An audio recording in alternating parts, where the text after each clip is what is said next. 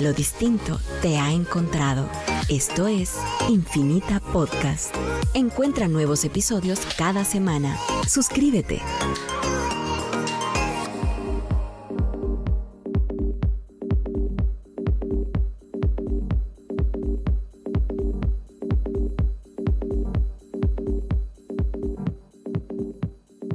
Bienvenidos al DT Podcast número 54. En este episodio muy especial tenemos a un amigo que está del otro lado del mundo, literalmente. Desde Hawái está Stalnaker con nosotros. De parte de nosotros está Rafa. Y pues este episodio va a ser súper interesante. Tenemos muchos temas que hablar. Vamos a hablar un poquito de la historia de Stan, de cómo llegó a hacer lo que está haciendo, cómo empezó en todo esto. Y después pues, nos va a contar de su nuevo proyecto, que es un proyecto interesantísimo de una ciudad virtual, literalmente respaldada por un bosque en las Amazonas en Brasil. Entonces, le damos la bienvenida a Stan. Stan, welcome. Thank you for taking the time, for being here, and for wanting to share with us. And here in Guatemala and Central America. So yeah, tell us a little bit about yourself. Like how did you start doing what you're doing right now? How did Hub Culture start? How did you get there? Well, I mean, Hub Culture is one of the oldest social networks and was established back in 2002 to really connect a global network of influencers and leaders together. And over the ensuing years, it has adapted and changed and grown to really become one of the first, what we think of as virtual nations, like a space and a community that exists in between the kind of virtual world and the physical world. And during that time, we've been able to be very early in co-working and very early in digital currency, digital identity, and now looking a lot at what we call liquid governance and the ability to deploy rules across the community or concepts across the community that have interactive and liquid voting. So, a lot of really amazing and different components, and those have existed for a long time inside of hubculture.com and some of our other social platforms, but they're now being reutilized and reimagined into virtual reality through a new virtual city that we're building called Emerald City. And that's where we are now, in the kind of one dimension of that virtual metropolis. Nice. I mean, it sounds amazing. When I heard your story first, when we first met in Bermuda, I thought it was very interesting because, as you mentioned, 2002, innovating in what is social interactions and basically what you do with your friends and how do you grow and empower other people around you. So I always thought it was very inspiring. Tell us a little bit more about, what motivated you to start this first? Well, I mean, to be honest with you, the motivation came from my friends, from people I knew. This is a long time ago now, but we were all a group of people who lived a very global, international life. And in a way, before it became a kind of common thing, I think with millennials and even Instagram culture, the idea of moving globally and living that kind of international hub view where you're moving from, Mexico City to Athens and Athens to Tokyo and Tokyo to London and London to Miami. That idea of being able to move from environment to environment, but having a common fabric of friends and even work was very new at that time. But now it's actually part of the fabric for a lot of different people. And the ability to kind of think globally and move locally is something that a lot of people really enjoy. So, I think in a way we were a little bit ahead of our time, but the community itself was the impetus, the people that I knew, trying to connect those people. I think of this girl that I knew. She was half Japanese, half German. She lived in Washington, D.C. And she used to say to me that she had no culture. And I always thought that was incredible because to me, she had the most interesting culture. She had grown up in Italy, traveled all through Europe, traveled in Asia, and had this really mixed ethnic background. And I thought to myself, that should be a culture that's celebrated. This is like the new kind of ideal in a lot of ways, that you could be this internationally minded person and find that there are other people in the world who have a similar perspective, but they may come from different ethnic backgrounds. They may come from different countries, but they have a similar outlook on the world that's modern and progressive and urban. And just to put that into context and that interest, where do you grew up? You're from England, right? But you also studied in the States? Well, I grew up in the United States, and then I lived in Hong Kong. I studied in Europe, in Brussels, and in Washington, D.C. And then I lived for a number of years in Hong Kong, and then I moved to London. And then, over the last several years, my world has grown to include Bermuda, where I spent a lot of time. For the moment, I was living 3 months in Hawaii, where we're doing some work on building our innovation campus for this summer. And we've done hubs, like physical locations, in over 60 cities around the world, from Ho Chi Minh City to Beijing to Rio to Venice, and many places in between. So, we are fortunate, both myself and our operational teams, to spend a lot of time in the world in different places. So, it is an exciting world that we live in, and even up until very recently, we've been able to really enjoy, the kind of fruits of that global life. Now, in the age of, coronavirus and all these changes that are happening, and also a view towards sustainability, I think we're going to see more of a move towards people moving into virtual environments where they can travel instantly into really exciting new environments that would have been only dreamed of as recently as a few months ago. Yeah. I think that's so interesting with the whole change that's happening, and I think also that's why it's especially so interesting to see someone with that long trajectory, and now coming with this amazing project of Emerald City, which we will get later into. But tell us, in this show we do talk about blockchain and cryptocurrencies, and when I first met you, I was at the Security Token Summit in Bermuda. So tell us a little bit about your story into the whole digital currency world, coming from this different events and then uniting it with a digital currency before even Bitcoin was named. Yeah, well, we launched Ven, which is our digital currency, back in 2007. And it was designed originally to help the community to be able to share value with each other and to find opportunities, because we kept doing, a week in, Vietnam or a week in Rio, and we didn't have any way to run payments across the community or to manage ticketing or things like that for some of the activities we're doing. And we decided that it would be really helpful to have our own currency within the community that could be used to drive value creation between the members. And so in 2007, we launched Ven. It was the first digital currency really in the world to be exchanged peer-to-peer. And it was, pretty groundbreaking in terms of the way that we could quickly move value between members in the community. And then, of course, a couple years later, Bitcoin came along, and we saw the idea of decentralized currencies move into the world. And Ven was not decentralized on a blockchain, because at the time blockchains did not exist, and we wanted to have very fast, rapid, low friction exchange between the audience.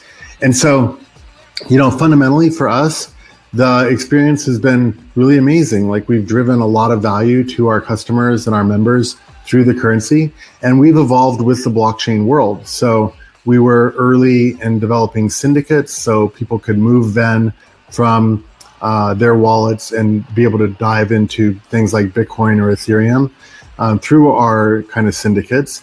And then in time, we developed Ultra, which is a tokenization platform and an exchange that allows for more rapid transactions and the ability for people to hold wallets related to digital assets like Bitcoin or Ethereum or Ripple. And I think one of the interesting things has been this interplay between kind of more traditional digital assets like Ven and the really wild world of crypto. We often think of ourselves as the Switzerland of crypto because Venn is so stable and so boring. It's been very, very, very stable. In fact, the world's most stable asset over the last 15 years. Actually not 15, it's been 13 years, I suppose, of Venn operations. But it's been a long run, and the currency continues to grow stronger, and we're finding more utility and more use case for the currency, even though it sits under relatively strict regulatory guidelines that prevent us from doing some things that we'd like to do. There was a time when Venn existed on outward financial markets, even on the first foreign exchange markets outside of the crypto world.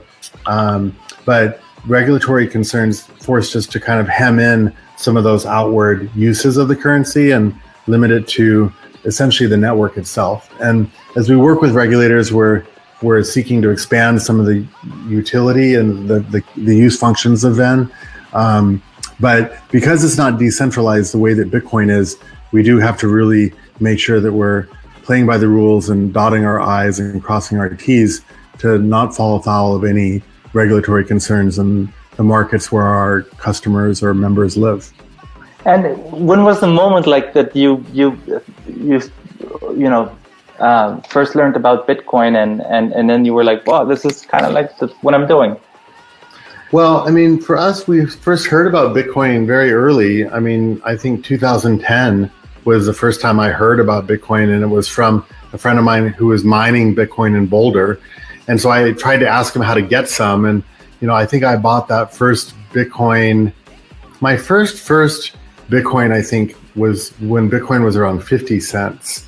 But it was so difficult to hold it, and I didn't really have the skill to be able to manage the codes, in terms of the hashes that you had before you had Bitcoin wallets.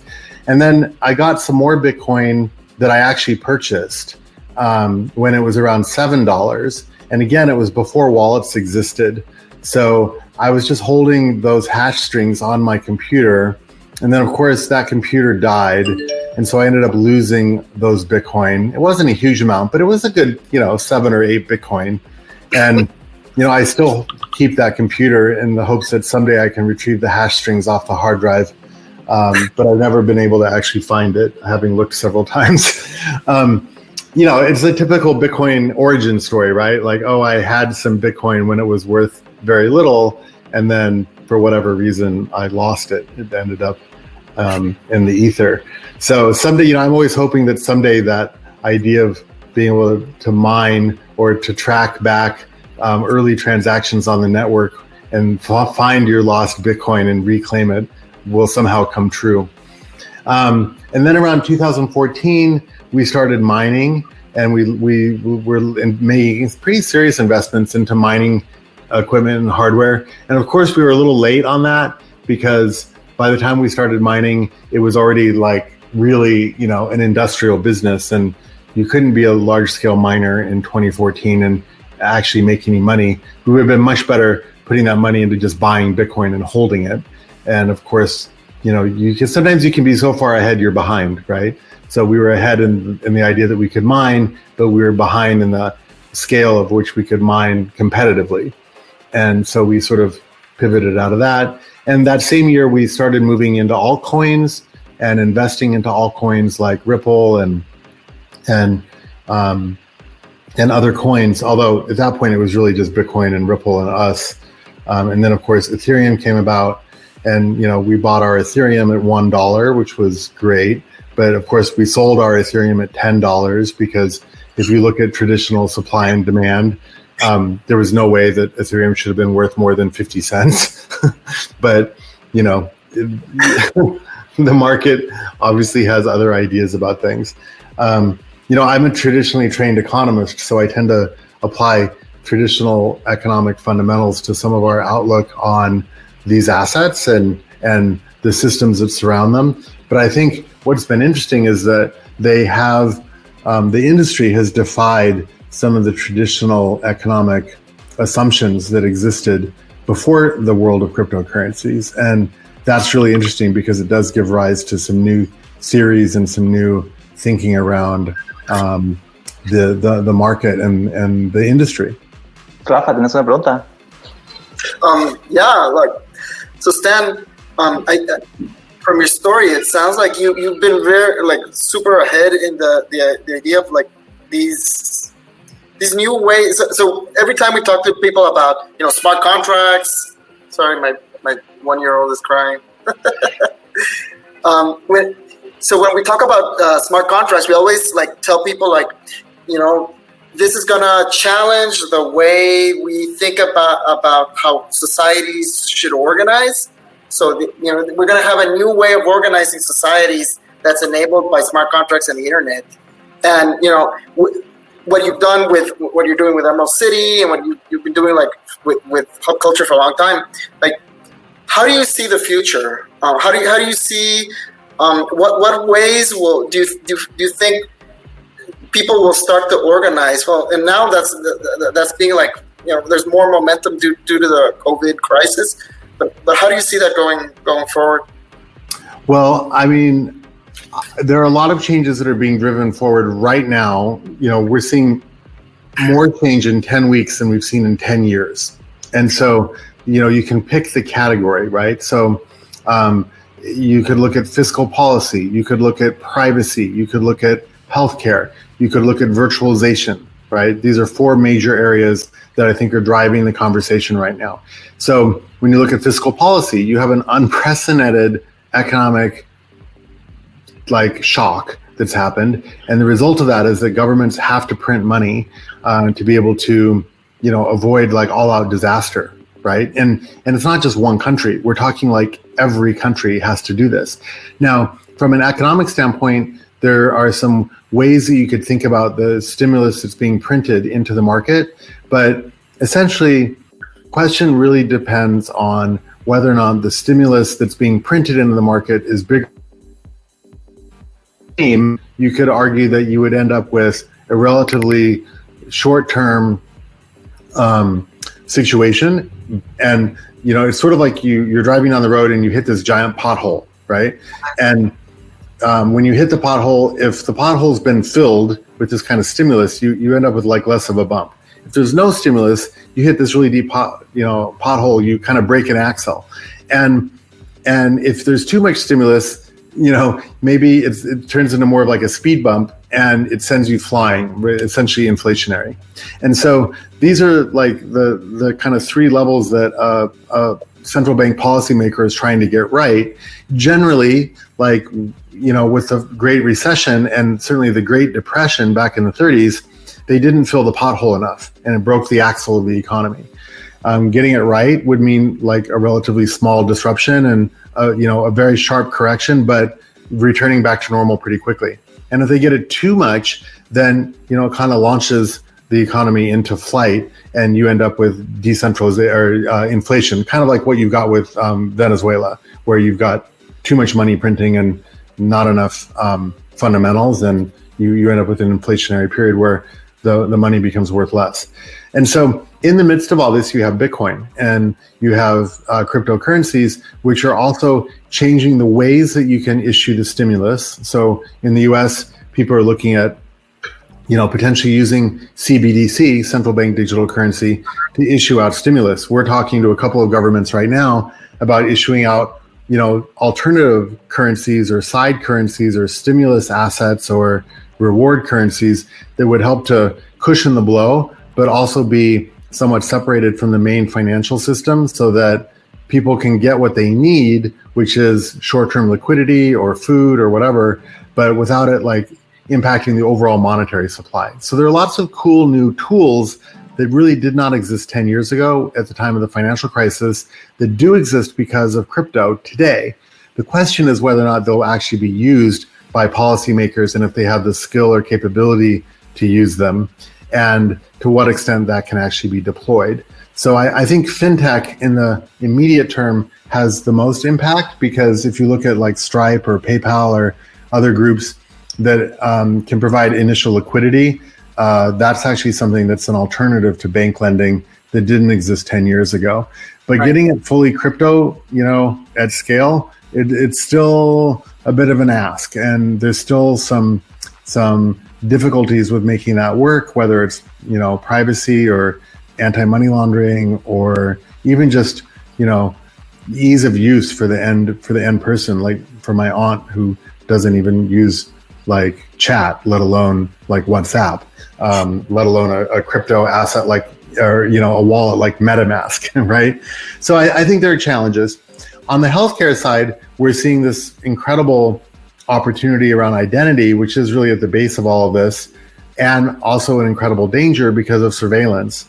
And so suddenly crypto and things like smart contracts or decentralized control of assets, decentralized hosting, encrypted privacy. I mean, so many innovations that came from the crypto world are now suddenly really, really important for basic fundamentals that we all need to be thinking about, especially with regard to data and individual data ownership, which we're big believers and one of the only companies that provides individual data ownership for the data archives that a customer builds with us inside of Hub Culture. And then when you look at the kind of fiscal policy side, this opportunity to use new technologies is really incredible, but it remains to be seen how applicable they really, really are. And we're 3 weeks into it. Like 3 months from now, I think we're going to see really radically different opportunities. What's going to happen? Yeah. So, I mean, if we haven't all starved to death, which I don't think will happen, I do think that, first of all, I think that the core system is way more resilient than people think. There's this kind of joke going around about libertarians waiting for their stimulus check, right? So, I think you got to be careful what you wish for. Yeah, but just just listening to your story, you're such a pioneer in this idea of like global communities, and I've been just like thinking, okay, try to extrapolate what's going to happen in the future. But people who do not agree with the government of the place that they live in can now sort of decide to join these internet societies, these societies that sort of live in the internet or live in the World Wide Web, where it's not part of like a physical jurisdiction. Do you think that's going to happen at some point? Well, I mean, I think that it's already happened. We have 4 billion people who live online. We have 3 billion people who have some sort of persona or identity inside of Facebook. You have 50,000 people who have an identity within Hub Culture. You have, several billion people who are in various forms of social media, whether it's TikTok or WhatsApp or Telegram. And all of them offer different functionalities and different value sets. I think with Hub Culture, we're small but really deep. Like we offer a lot of capability and a lot of things that nobody else offers to our customers. And that's being really enhanced with Emerald City. Emerald City is the execution of an emerging vision around the idea of territory. And, we've never built a virtual city before. No one has. And we're building it with really weird and kind of wonderful linkages into the real world. So thinking about how do you build a virtual career? How do you make money? How do you help other people? How does that drive a carbon benefit back to the planet? These are all things that we've thought about in Emerald City. And fortunately, we have the technology to be able to make them real, not just, kind of bullshit. And so for us, we're arcing towards this goal of the first virtual country, and that virtual country would have outposts in the physical world. It maybe eventually will have outposts off planet, like we have investments in space companies that are working on getting us into space in various ways. And it'll have outposts in the virtual world. And so the first virtual world outpost we're doing is this virtual city. And so on one level, it exists on the flat web where we are now. Right now, we're in Emerald City. It will exist inside of a 3D web that you can navigate, and it will exist within virtual reality that you can dive into and have a more immersive experience. And it will exist in the real world, the physical world, through our physical locations and AR, augmented reality. So the challenge is, how do you make all of that seamless? And, that's not an easy answer for anybody, but we're trying. I assume you had the thought of Emerald City for a long time, like it didn't just pop out in the last 3 weeks. So, and you were in January in Davos. You had a little hub there, and you did some press conferences and talked to a lot of very interesting people. I followed you. How did that influence Emerald City, and did this situation right now push you to launch it faster and be out there? Well, I have to be really honest with you.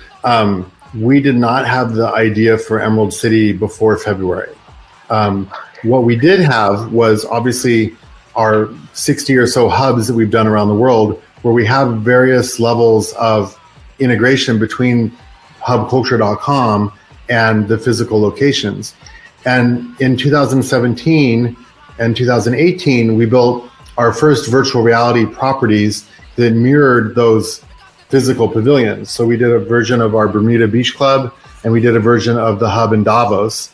This year we built 2 buildings in Davos, and we operated 4 locations to create the Hub Culture Davos campus. And in the summer we have our innovation campus, which began in Bermuda, then it went to France, and then it went to Capri last summer, and this summer is likely coming to Kauai. And so this physical operation was linked to the digital operation. And the plan was to build a virtual property for the World Expo in Dubai, where we did not think we would be able to do a physical build this year, but we wanted to participate in World Expo, and we thought it would be fun to build a virtual reality pavilion.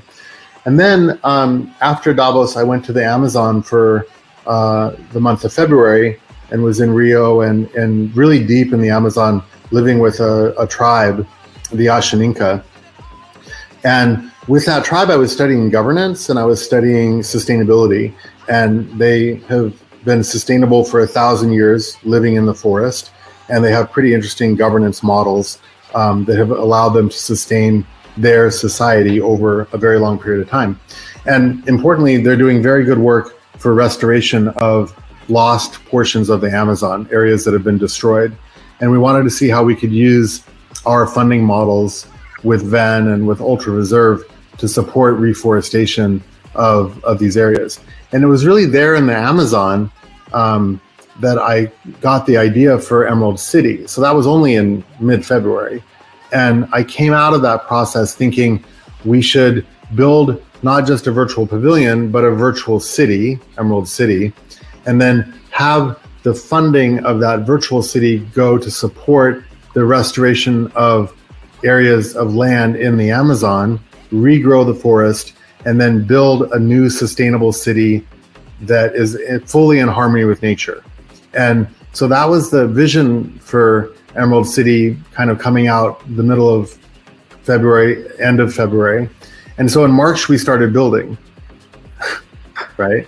And so we've only been building for 4 weeks. Wow. And it's already live. And wait till you see what's coming. It's going to be amazing, the virtual reality integrations. And you touched on governance.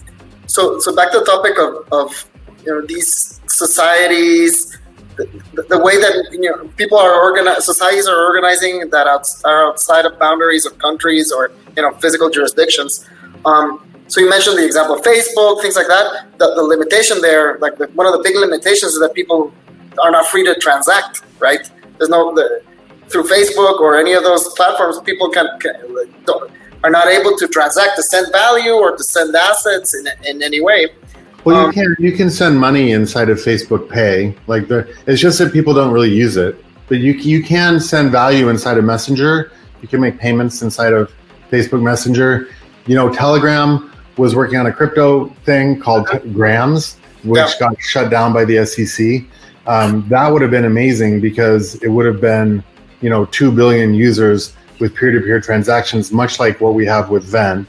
Obviously, that had a blockchain element. And then you have Libra. And, people have forgotten about Libra, especially with the crisis. But I'm telling you, Libra is coming in June, and it's going to be huge, regardless of what people think. It's going to be massive. The ability for Libra to upend a lot of what's going on, both for crypto and for traditional banking is completely underestimated in my view. Wow. And what do you think about governance? So, a group of people that are organizing through the internet that have no physical limitations, what sort of governance model is the right, should work? We talk about democracies and, all those things. What do you think is an interesting, like a proper governance model for societies that are organizing, such as Emerald City? Well, I mean, I've become obsessed with governance over the last couple of years because I always think we've been very lucky that we've been able to be ahead of things. So we were obsessed with currency in 2007. And then in 2009, we were obsessed with co-working. And then in 2014, we were obsessed with digital identity. And we built components of all these things that now exist and have given rise to why we could launch Emerald City within a month, right? In 2017 and 18, we got obsessed with tokenization and the ability to build an exchange, which again, we were 3 years late on that. We should have done it in 2014. But in 2018, it moved to AI, and we launched our AI product, which is very slowly learning in an open-ended environment, and we'll see how the AI evolves. It's somewhat out of our control.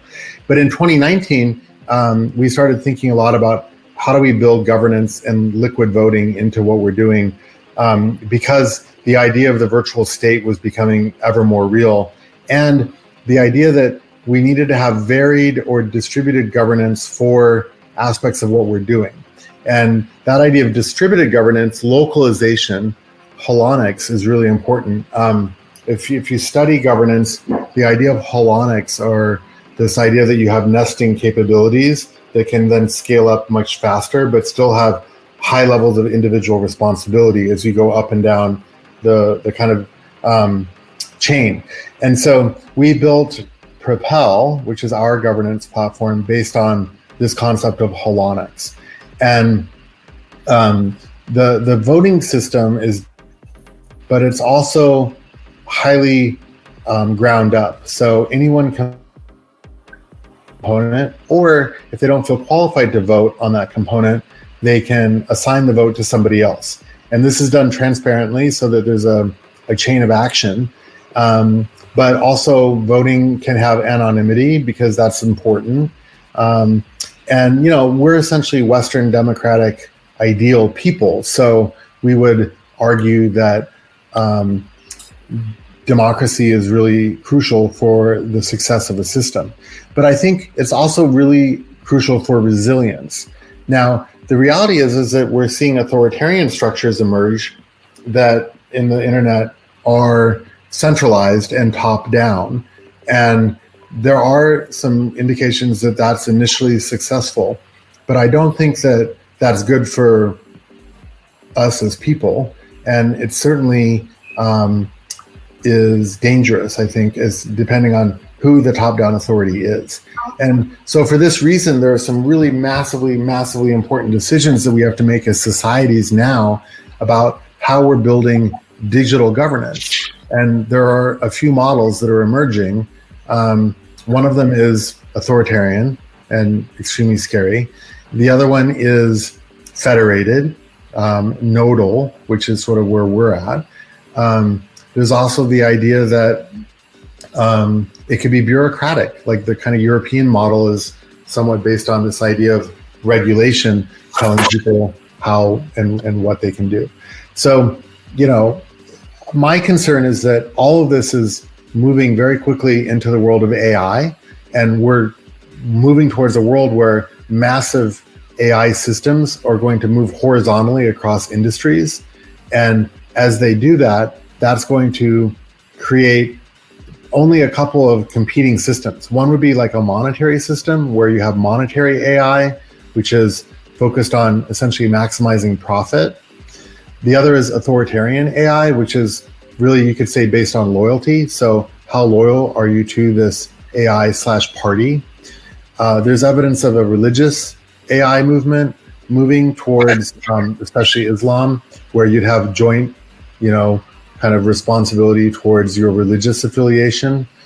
And then the fourth model, which hasn't really successfully emerged is the individual sovereignty model, where you have individual data ownership that can then be leveraged in different ways, used by the owner of that data, and then collected up through holonics into distributed governance. I mean, I can tell you which of those four I would prefer. So basically like owning your algorithms, right? Yeah. I mean, this is why we're so big on the Own Your Data movement, and we provide data ownership within our system. And we're working on distributed data hosting, which will come sometime this year, to allow people to break apart and be able to host their own data, or, you know, enable us or another party to become a trusted host. But it's a very different relationship than saying, hey, we're going to scrape all your data and own all your data and sell all your data, and then you'll get a free service on the other side. They're like completely different economic models and economic systems. So, you know, you mentioned you were in Brazil with this tribe you have on your wrist, I assume, from there. Oh yeah, this is from the tribe. Yeah, yeah. It's just a bracelet, but you know, they make some beautiful work. So how did the governance, you know, in such a like ancestral community influence what you're doing right now with Emerald City, and from the models you just described, which one would you say they kind of fit more into? Well, I mean, governance in an indigenous tribe, and what's interesting is that governance in indigenous tribes could be comparable across many different tribes, not just the Amazon, but First Nation peoples in North America, Aboriginals, even Central Asian or Asian populations, Pacific populations.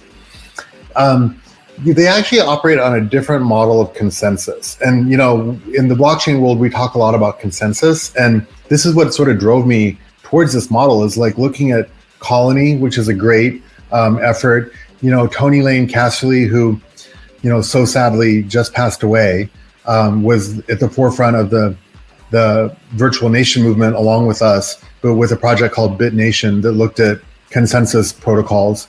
And so for all of us who are building blockchain-based technology systems, the idea of consensus is one of the major issues that people have to contend with as they build their systems. So do I want 50%, 51%?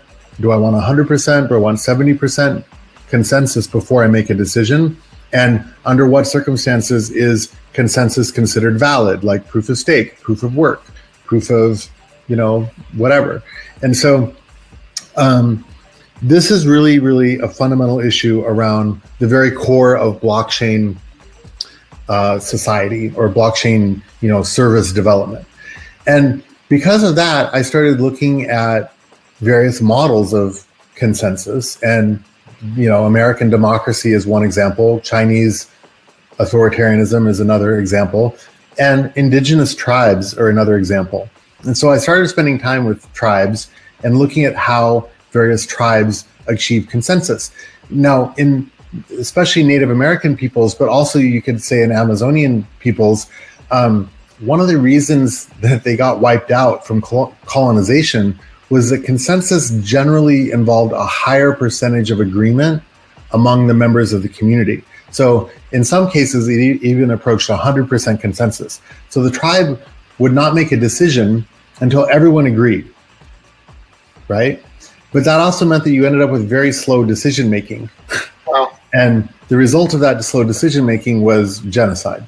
So the question becomes, how do you get to full consensus in a rapid way, right?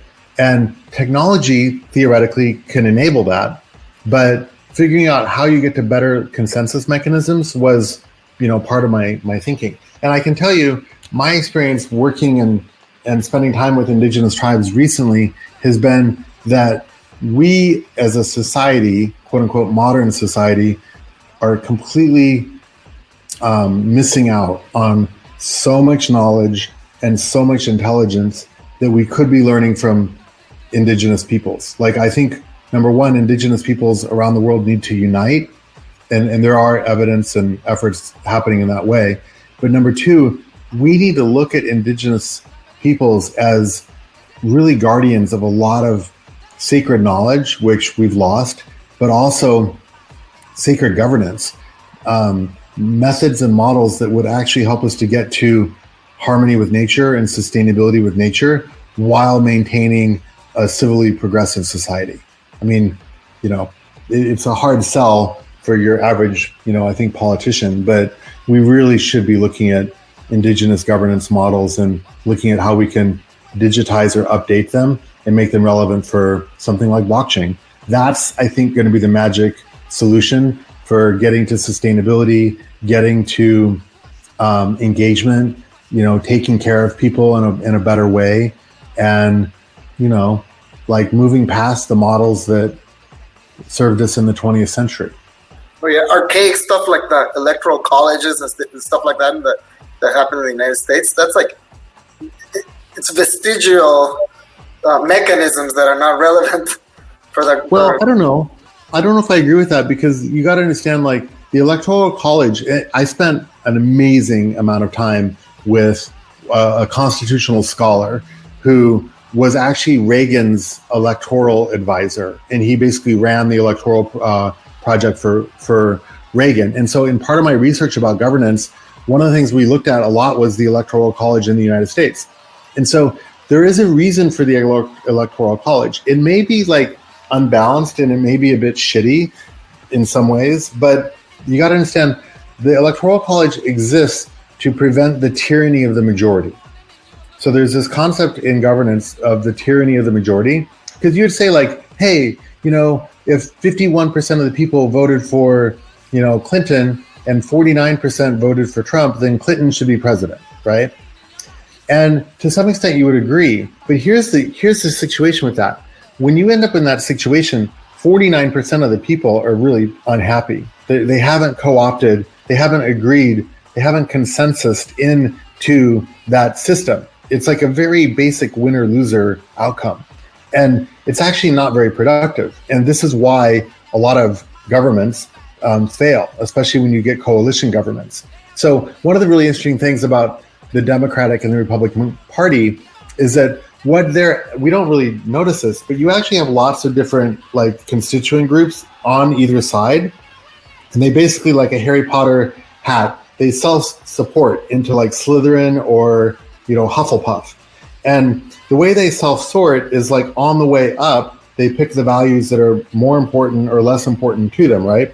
So some people end up in Slytherin, and they end up with other people around them who also sorted into Slytherin. And then you have other people who sorted into Hufflepuff, and they tend to have similar values according to the people that are around them.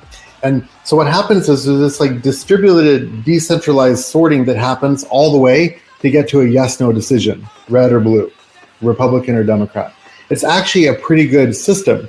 What happens in coalition democracies, where you have like 8 different parties, is that no sorting happens, and there has to be a final sorting that happens before you get to, like, a governance decision about, do we allow, you know, abortion, or do we allow enable gun control? And so what's happening is that you're doing most of the sorting before you get to the final decision. In coalition democracies, you end up with like 7 people fighting it out in parliament, trying to get to that final decision, which actually is one step removed from liquid governance or liquid democratic voting. So you could argue that that's one of the reasons why the US system has maintained itself for 250 years, or however many years it is. And conversely, the electoral college system is protecting the tyranny of majority rule, because it provides a secondary mechanism, which is a counter check on that tyranny of the majority. And the tyranny of the majority is a very dangerous thing. Like, you end up with minorities who opt out because they can just never win. You know, if you're always in that 30% margin of people, after some period of not being heard and being overrun by the majority, you're just like, fuck it, you know, I'll revolt. Right. And I don't know, it makes sense. I understand. Because also, what is the objective of governance, right? In this case, part of the objective of governance is keeping the union together, the union of states. And the governance system is designed around, you know, maintaining that union and not letting some states just split off. This prevents states from wanting to split off at a certain level. Yeah, it does. I mean, it's a bit of a bargain, right? And so I mean, could the Electoral College potentially be better? Yes, but I think a lot of people are skeptical about the Electoral College to some extent, but there are really good reasons why that kind of a check and balance on tyranny rule is super important. And you could argue is one of the fundamental success points of why the US has been so successful. Now, from a governance standpoint with Propel, there are so many issues around governance. Like, how do you get to effective governance? How do you get to good governance? How do you export governance? How do you digitize governance so that it can be shareable, so you can get to better best practices and better outcomes? So we're really early in that method. But one of the really interesting things is that for us, all the components of governance, we call these things specs. They're bits of data that, whether it's a vote or a policy or a plank or a principle, these are all what we call specs. And fundamentally what we're doing is we're feeding every spec to our AI so that over time the AI will learn better governance and we'll be able to suggest governance back to the community based on all the data related to governance that is consumed. And then it will also be able to export governance suggestions to other jurisdictions outside of hub culture. So for instance, if you have really good road policy in Nebraska and you want to export that road policy to the Philippines, you would potentially be able to export that data, get feedback on it and be like, this didn't work in the Philippines because we have torrential rains. And so therefore we need a different road policy. You'd be able to, in the meta level, build this kind of situational awareness for governance for the AI to be able to make better overall decisions. Now, that's like a 20-year project. Wow. Cool. Have you? I was wondering, because we were talking about the indigenous governance systems, and it came to mind, like the Swiss are kind of like that. They do have direct governance. Since you've been in Davos, I don't know if you studied their system and you have any thoughts on their system. Well, I'm not super aware, but I do know that it's like a cantonal system. So there are cantons in Switzerland that are highly devolved. So a little bit like the states, right, in the United States, where the battle in the U.S. is always between federalism and statism, right? The Democrats tend to be federalist, and the Republicans tend to be statist or to some extent individually devolved. And then you have libertarians who think that there shouldn't be anything. So in the Swiss system, it's pretty heavily devolved, and a decision doesn't go much past the canton unless it's a pretty extreme circumstance. But even then, things like monetary policy are very much done at the federalist level within Switzerland. You don't really see cantonal currencies or things like that, but you do see a lot of cantonal decisions. But if you spend time in Switzerland, you'll see that there's still a lot of what you could call pan-Swiss infrastructure, roads and bridges and incomes and, free flow of trade between these things. So again, it does become like this idea of holonic systems. There are some things that are better federalized. There are other things that are better like regionalized or cantonalized or, done at the state level. There are things better done at the community level. There are things better done at the individual level, right? And that's like the great question of our society. That's the big debate. Are women's reproductive rights at the personal level or at the state level or at the federal level, right? Who pays for that? Like if there's public funds going towards healthcare, then does the public have a say about a person's reproductive rights? This is the fundamental debate. But what's interesting is that we've never had a way before to digitize that debate and vote in real time on that debate to kind of create a health check or a temperature check on how people feel. And certainly government and existing governments definitely do not want to enable that or allow that because, it has very profound implications for many things, particularly related to lobbying and money and existing power structures. So the one place where we can start to really experiment with these new governance structures is in the idea of a virtual state, in virtual communities where governance becomes more and more important and more, valued. But it'll be an experiment. Different people will have different methods.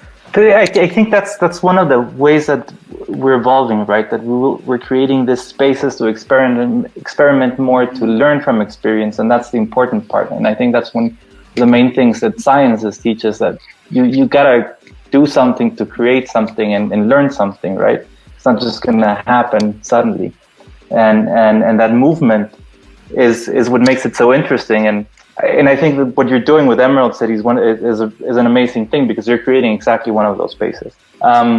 So how do you see it? Like, we're launching, not yet. It is technically available, but it's not easily viewed. But every property already has governance attached. So if you launch your own property in Emerald City, you can set your own rules. You can invite a community around that, and they can vote on that, and they can proxy their vote or give it to somebody else, and you can set your own governance fiefdom on your property, and that will be expressed in virtual reality. So when I go to your property, you might have totally different rules than I do, right? But that's okay. It's your property, you own it. Wow, this is awesome.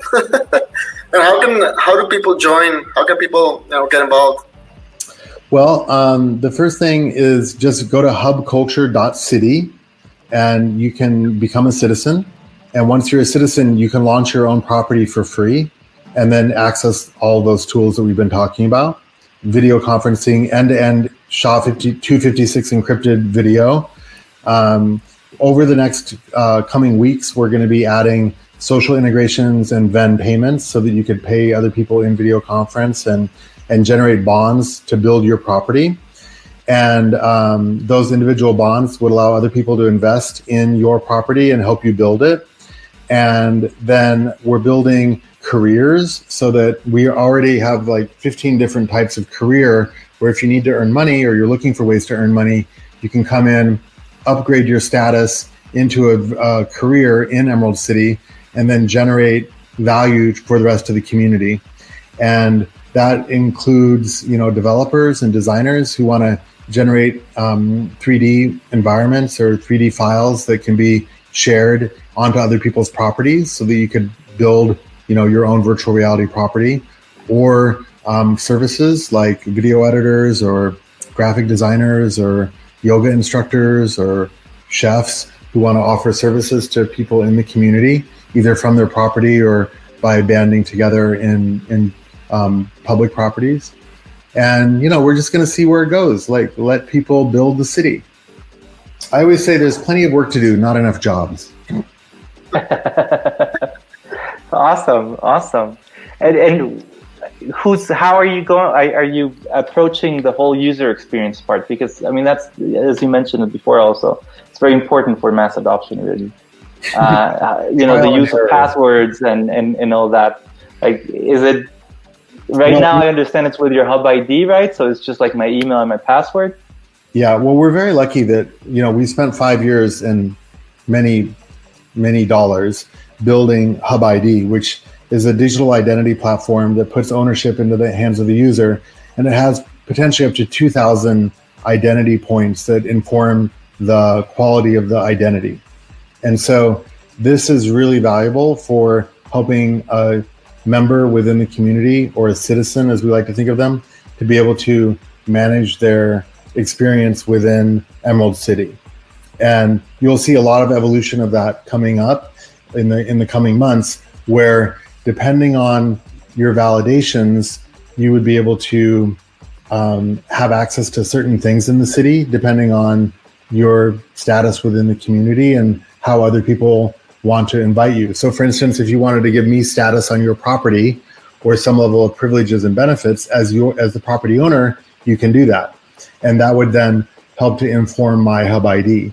Again, the data around that is private and anonymized, and it's done in a very particular way, so that you looking at my identity wouldn't necessarily know that I have those privileges with you or with someone else. but the data is managed in a way that's automatic.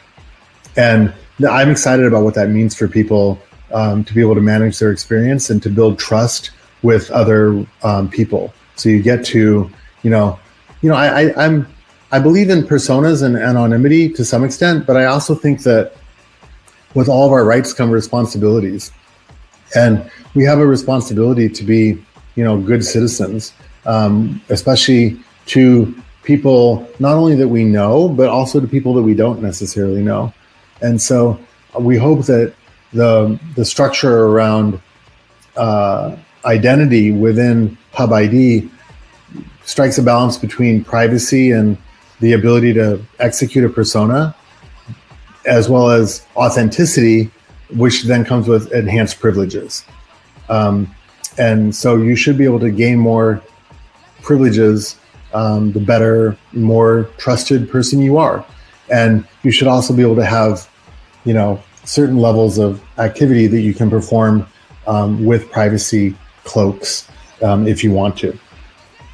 Awesome.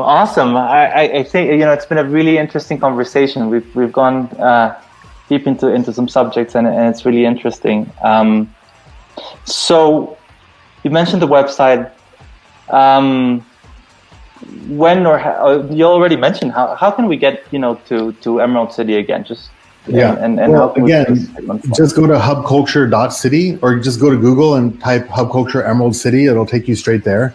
The virtual reality, 2 of the properties already exist inside of Steam. So you can go and visit a virtual reality property for Hub already. But the new version of Emerald City virtual reality will be coming in May. And again, it'll be based off the web. So you just have to go to that link and log in. And then the experience will take you through, either public conferencing or public broadcast for things that are happening in Emerald City Plaza, which are community events. Or you can go to any number of private properties and check those out. You can launch your own property.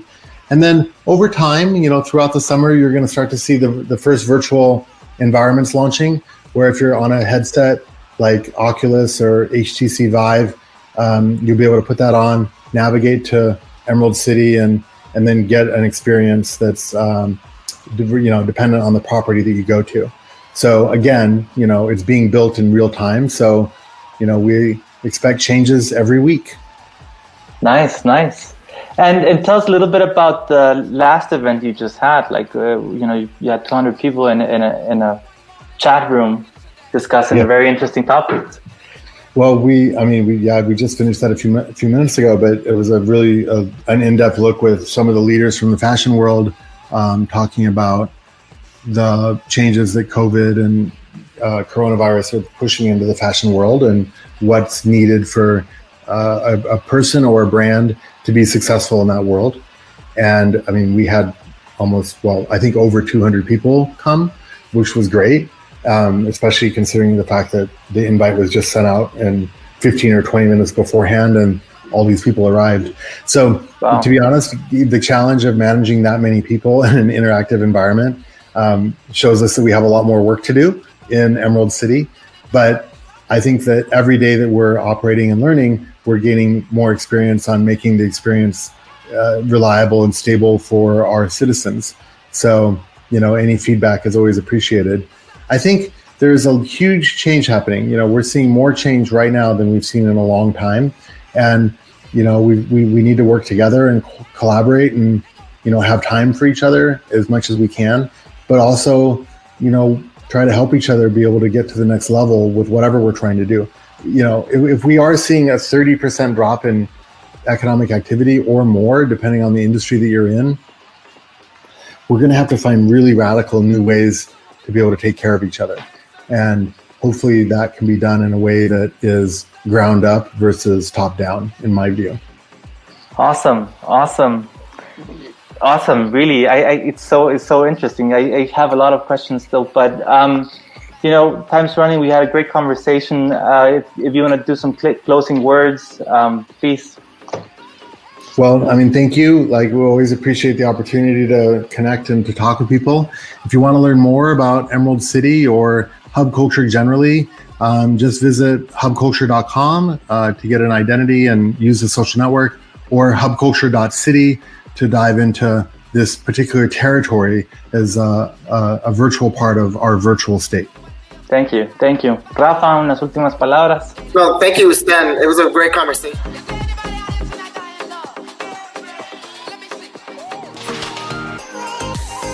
Lo distinto te ha encontrado. Esto es Infinita Podcast. Encuentra nuevos episodios cada semana. Suscríbete.